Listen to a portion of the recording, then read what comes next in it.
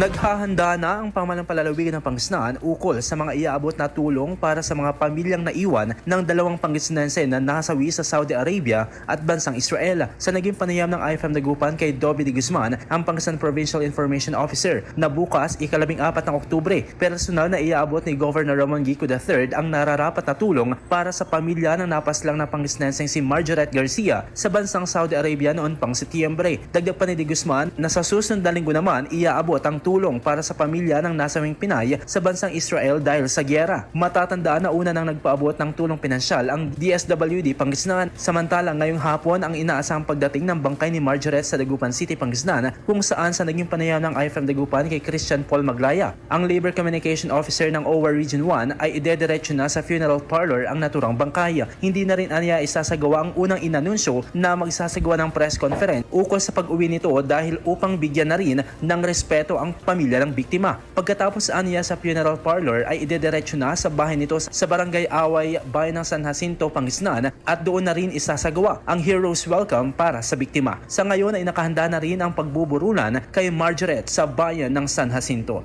Kasama mo dito sa IFM Dagupan, ako sa Idol John Carantotata, RMN.